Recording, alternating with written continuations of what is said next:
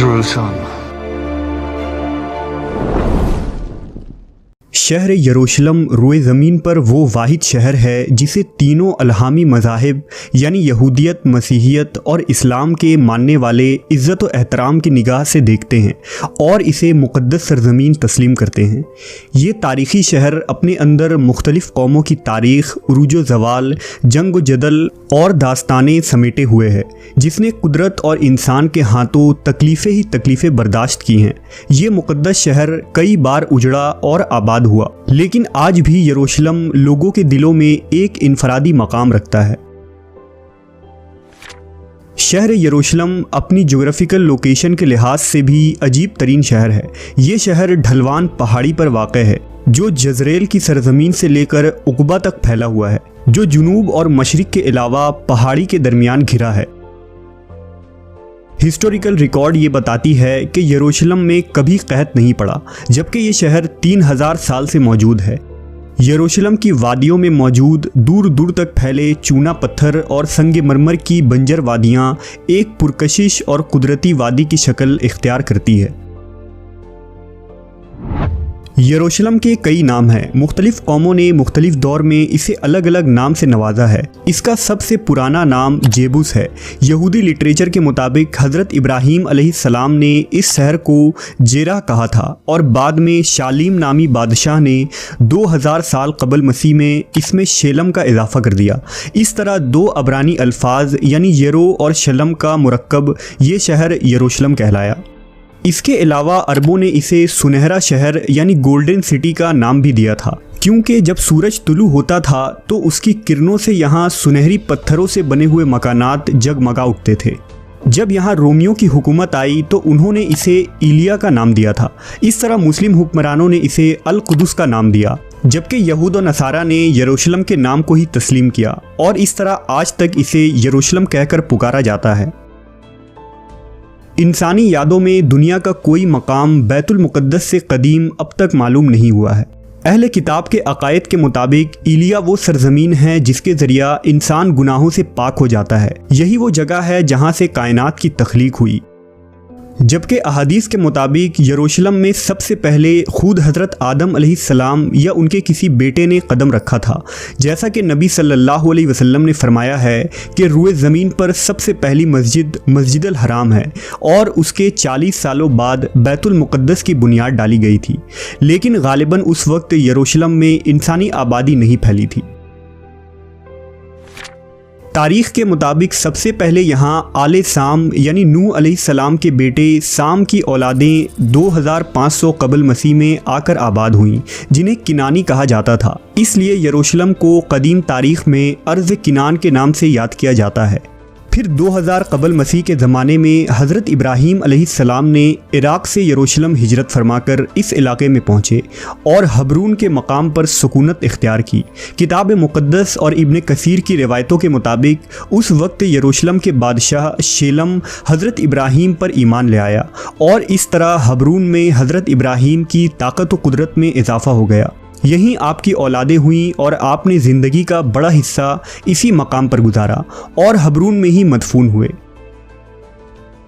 40 सालों बाद हज़रत इब्राहीम अलैहिस्सलाम के पड़पोते यानी हज़रत याकूब अलैहिस्सलाम ने इसी जगह खुदावंद खुदा को ख्वाब में देखा था। लिहाजा उन्होंने इस मकाम पर बैत ईल की तामीर की, जो यहूदियों की पहली मुक़द्दस मकाम मानी जाती है। हज़रत याकूब अलैहिस्सलाम की औलादें, जिन्हें बनी इसराइल कहा जाता है, ये लोग किनान छोड़कर मिस्र की तरफ हिजरत कर गए और लंबे अरसे तक वहाँ फ़िरौनियों के ग़ुलाम बने रहे। उस ज़माने में कौम अमालका ने अर्ज़ फ़लस्तीन और यरूशलेम पर कब्ज़ा कर लिया और जब मूसा अलैहिस्सलाम बनी इसराइल को लेकर मिस्र से निकले तो इसी अर्ज़ मुक़द्दस का उनसे वादा किया गया जो बनी इसराइल को अता होने वाली थी। उस वक्त इसराइलियों की तादाद 7 लाख से भी ज़ायद थी। मूसा अलैहिस्सलाम की ज़िंदगी में बनी इसराइल फ़लस्तीन में दाखिल न हो सके, लेकिन आपके बाद आपके जानशीन हज़रत यूशा बिन नून की रहनुमाई में बनी इसराइल ने कौम अमालका से जंग लड़ी और उन्हें फतह नसीब हुई। इस तरह दोबारा बनी इसराइल फ़लस्तीन के नवाही इलाकों में आकर आबाद हो गए। दाऊद अलैहिस्सलाम के बादशाह बनने तक बनी इसराइल का दारुस सल्तनत हबरून ही था। क्योंकि अब भी मरकज़ी शहर यरूशलेम पर अमालका का कब्ज़ा था। लिहाजा हज़रत दाऊद अलैहिस्सलाम ने 2 लाख के अजीम लश्कर के साथ यरूशलेम पर हमला कर दिया और अमालका को मुकम्मल शिकस्त देकर यरूशलेम को अपनी हुकूमत में शामिल कर ली। यहीं से यरूशलेम की अजीम सियासी तारीख़ का आगाज़ होता है। हज़रत दाऊद अलैहिस्सलाम के दौर हुकूमत में यरूशलेम के हमसाया शहरों ने भी बनी इसराइल से अमन का मुआहदा कर लिया। दाऊद अलैहिस्सलाम ने यरूशलेम के चारों तरफ ऊंची ऊंची फसीलें कायम की और बड़े बड़े चश्मे खुदवाए गए, पथरीले वादियों में बागात लगाए गए और यरूशलेम में इबादत के लिए एक हैकल की तामीर करवाई गई जिसमें ताबूत सकीना को रख दिया गया। ये वो पाक तरीन जगह था जो यहूदियों के लिए सबसे मुक़द्दस माना गया है। इस हैकल को हज़रत दाऊद के बेटे सुलेमान अलैहिस्सलाम ने मुकम्मल की और उस जगह ऊंची और बेहतरीन इमारत की तामीर करवाई जिसमें बड़े बड़े शाहराह, कमरे और बरामदे बनाए गए। इस हैकल सुलेमानी को मुकम्मल होने में पूरे 13 साल का अरसा लगा। अब यरूशलेम बनी इसराइल का दारुल सल्तनत करार पाया और शहर की शान व शौकत में मज़ीद इजाफा हो गया।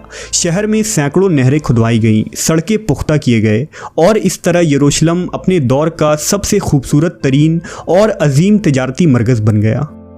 माहरीन का दावा है कि उस ज़माने में यरूशलेम का राबता दुनिया के अजीम तरीन तहजीबों और शहरों से था, जिनमें वादी सिंध, मिस्र, फारिस और मेसोपोटामिया शामिल है। वादी सिंध के शहर हड़प्पा और मोहनजोदाड़ो से अहले यरूशलेम सोने, चांदी, हाथी दांत, मोर, मसाले और कपास की तजारत किया करते थे। सुलेमान अलैहिस्सलाम के अज़ीमुश्शान दौरे हुकूमत के बाद बनी इसराइल रफ्ता रफ्ता सरकश और नाफरमान हो गए। उन्होंने तौरेत में रद्दो बदल कर दी, पैगंबरों को कत्ल किया, यहोवा की मूर्तियां बनाकर बुत परस्ती की इब्तदा की और सूद, ज़िना और हर तरह के जुर्म में मुलव्वस हो गए।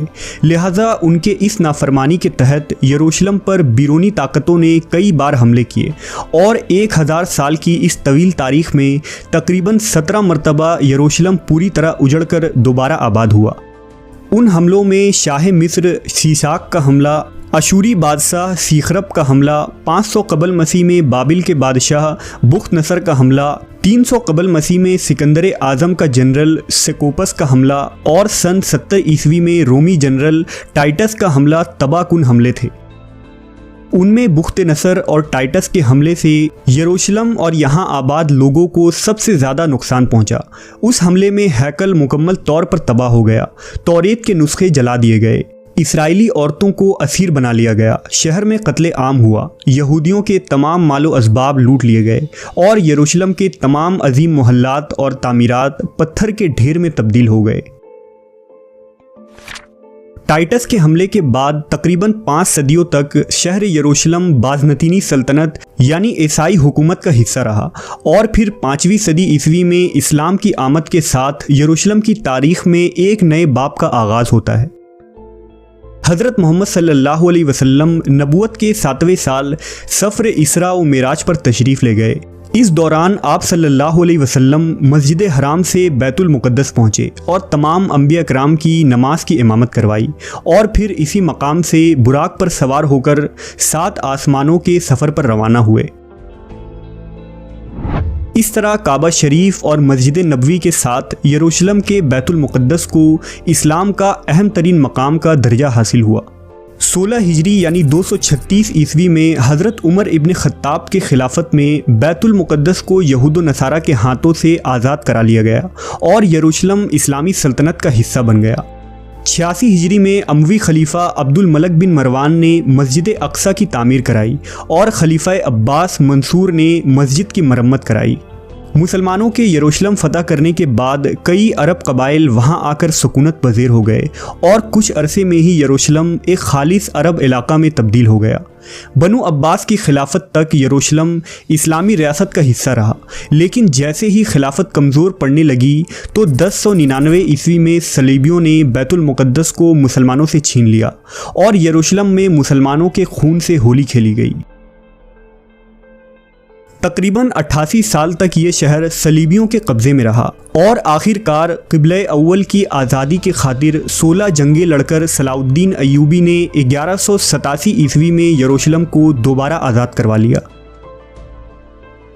सलाउद्दीन के बाद तकरीबन 700 बरसों तक यरूशलेम इस्लामी सल्तनत का हिस्सा रहा। जहां तुर्क उस्मानियों ने इस शहर को खूब तरक्की दी, तो वहीं यहूद व नसारा के लिए भी शहर के दरवाजे हमेशा खुले रहे और यरूशलेम ने तारीख में पहली मर्तबा इतने लंबे अरसे के लिए अमन व अमान का दौर देखा। लेकिन फिर साल 1917 में खिलाफत उस्मानिया के ख़ात्मे के बाद यरूशलेम दोबारा फितना व फसाद का मरकज़ बन गया और 1948 ईस्वी को अमेरिका, बरतानिया और फ्रांस की साजिशों से अर्ज़ फ़लस्तीन के ख़ित्ता में सिहूनी सल्तनत कायम की गई और यहूदियों ने यहाँ इसराइल के क़याम का ऐलान कर दिया। लिहाजा अरब ममालिक इसराइल के ख़ात्मे के लिए मैदान जंग में कूद पड़े। लेकिन यूरोप और अमेरिका के सहारे से इसराइल ने अरब ममालिक को शिकस्त दे दी और फिर 1967 ईस्वी में 6 रोज़ा अरब इसराइल जंग के बाद यहूदी यरूशलेम और बैतुल मुक़द्दस पर भी काबिज़ हो गए। अरब इसराइल जंग में फ़तह के बाद यहूदियों ने यरूशलेम समेत फ़लस्तीन के मशरिकी इलाकों पर भी कब्ज़ा कर लिया, जिसे आलमी बरादरी आज भी एक गैर कानूनी कब्ज़ा करार देती है।